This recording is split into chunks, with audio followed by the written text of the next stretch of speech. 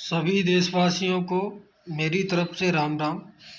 जैसा कि आप लोग जानते हो, करंट की न्यूज़ में एक न्यूज़ वायरल हो रही है तिरुपति बालाजी मंदिर की, जिसमें घी के बारे में बताया जा रहा है स्पेशली कि घी में मिलावट आ रही है।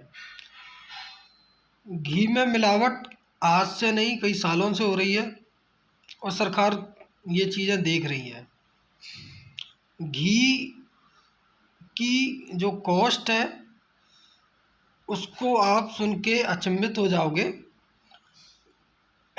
1 लीटर घी बनाने के लिए या 1 किलो घी बनाने के लिए कम से कम 15 लीटर दूध की रिक्वायरमेंट होती है। अब आप ये मान लीजिए कि 1 लीटर में 50 ग्राम से 75 ग्राम ही घी बनता है। अगर किसी भैंस की फैट अच्छी है, अगर उसकी फैट अच्छी है तभी ही 50 से 75 ग्राम के आसपास रेशियो आएगा। हम एक नॉर्मल कैलकुलेशन करते हैं।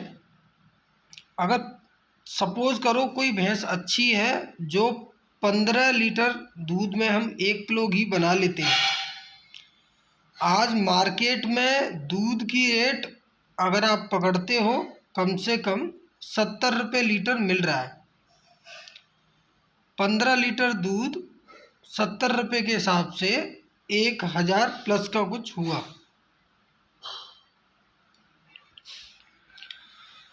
तो 15 लीटर दूध की कीमत, प्योर दूध की कीमत 1050 रुपये तो पहले से ही है।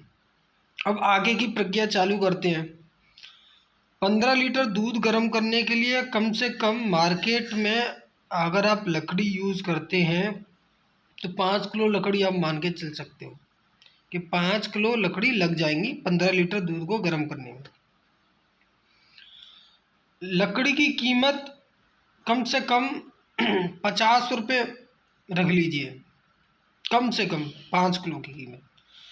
उसके बाद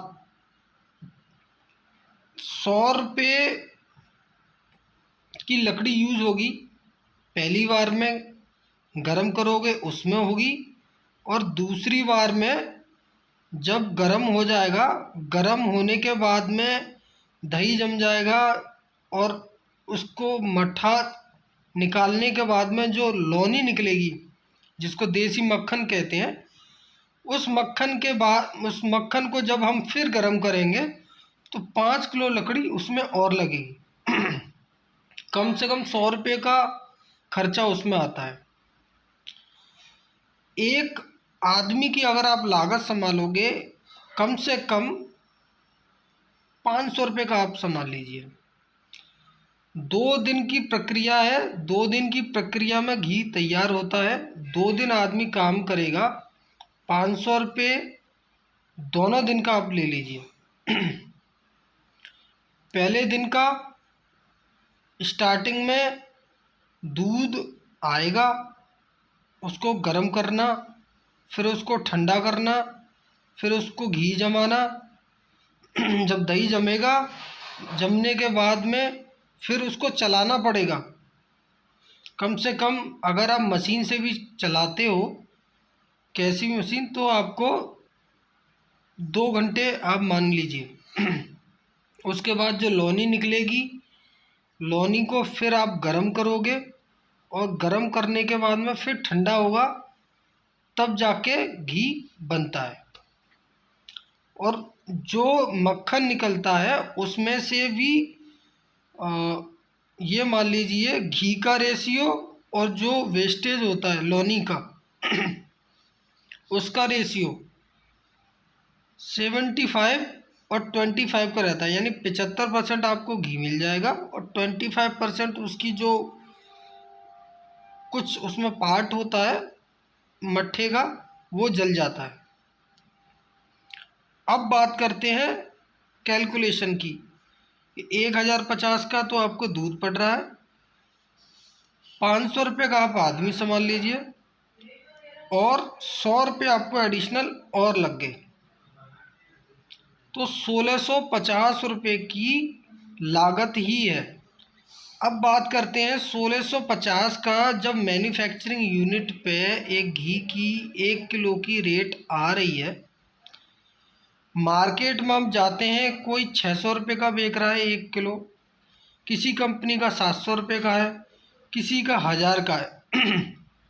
ब्रांडेड कंपनियों का 700 का आपको मिलेगा, जो नामी कंपनियां हैं। अब आप ये देखिए उस 700 की कैलकुलेशन, और मैं आपको बताता हूँ आगे। जो घी घर पे 16 1650 से ऊपर है, वो मार्केट में आपको इजीली 100 पर 700 रुपये का मिल जाता है। कैसे? इसको आपको समझना पड़ेगा। पहली चीज़, अब आप ये समझिए कि मैन्युफैक्चरिंग यूनिट से एक सीएनएफ में माल जाता है। सीएनएफ दो तरह के होते हैं, किसी कंपनी का खुद का ओन किया हुआ होगा, या वो किसी पार्टी के थ्रू सीएनएफ पे माल जाता है। यानी रेंटेड होगा। अगर रेंटेड होता है तो एक सीएनएफ की कीमत मार्केट में, ये मान लीजिए कि जो परसेंटेज टर्म में अगर देखते हैं रिटेल सेगमेंट में, 4% निकाली जाती है जो भी सेल होता है। उसके बाद एसएस पे माल जाता है। एसएस भी 5 से 6% के बीच में काम करता है। जनरली एसएस जो काम करते हैं 3 या 4% उनका फिक्स रहता है, एंड डिलीवरीज जो होती है वो सीएनएफ साइड से दी जाती है। अगर किसी कंपनी का सीएनएफ नहीं होता है तो वो कंपनी एसएस को देती है। एसएस से माल जाता है डिस्ट्रीब्यूटर पॉइंट पे। डिस्ट्रीब्यूटर पॉइंट पे आज की डेट में आराम से ब्रांडेड कंपनियां जो प्रोवाइड करा रही हैं, वो भी 6 स्कीम वगैरह लगा के 8% उनको मिलता है। 8% मार्जिन हो गया डिस्ट्रीब्यूटर का। उसके बाद बात करते हैं रिटेलर का। रिटेलर का जो मार्जिन होता है वो सबसे ज़्यादा होता है।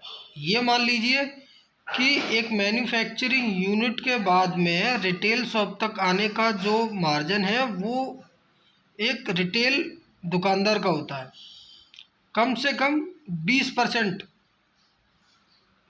15 से 20% का मार्जिन होता है। अब 700 रुपये के घी में 20% ऑलरेडी आप लेस कर लो। अगर 20% आप लेस करते हो, एक मोटा फिगर पकड़ते हैं कि 20% तो रिटेलर ने लिया, उसके आगे एसएस, डिस्ट्रीब्यूटर, इनका मिला के 10% और रख लो, 30% ओवरऑल। 700 का अगर 3% आप 30% करते हो तो वो ऑलरेडी जाके 210 रुपये का मार्जिन हो गया। जब वो 210 रुपये का मार्जिन 700 रुपये में से और आप कम करते हो, 10 आप साइड में रखिए, 200 ही मान लो, तो 500 रुपये का घी हो गया मैन्युफैक्चरिंग यूनिट में। अब इसमें से भी कंपनी की जो मैन्युफैक्चरिंग यूनिट है उसको भी कमाना है। 500 रुपये के घी में जो कॉस्ट आ रही है उसमें से भी मैन्युफैक्चरिंग यूनिट को कमाना है। तो आप अनुमान लगा के चाहिए, जो घी 1750 का, 1650 1700 का घी मैन्युफैक्चरिंग यूनिट पे शुद्ध में पड़ता है, वो घी की कॉस्ट निकाल के 500 रुपये के नीचे आ रही है और 700 रुपये में आपको अवेलेबल हो रहा है। तो आप समझो किस प्रकार का घी खा रहे हो। तो मेरी देशवासियों से यही एक गुजारिश है, अगर आप घी खाना चाहते हो तो हाथ का बना हुआ खुद का घी आप खाएं, जिससे कि आपको शुद्ध चीज़ मिल सके। मार्केट में घी मोस्टली मिलावट वाले ही मिल रहे हैं। ये आपकी सेहत के लिए खिलवाड़ है। अगर आप चाहते हो तो बाहर से जाके ले सकते हो, सस्ता घी खा सकते हो, वो कहीं ना कहीं आपको मिलावट वाला ही मिलेगा। अगर आप दूध लाते हो, सारी चीज़ें करते हो, अगर घी की कॉस्ट आपकी अबव मिलती है, 1500 के ऊपर अगर जाती है जो घर बना रहा है, तो कहीं ना कहीं ये सोचने में आपको मिल सकता है, आपको एक सिक्योरिटी जो है परसेंटेज बढ़ जाती है कि हाँ ये घी कहीं न तक ठीक होगा। आज के लिए बस इतना ही।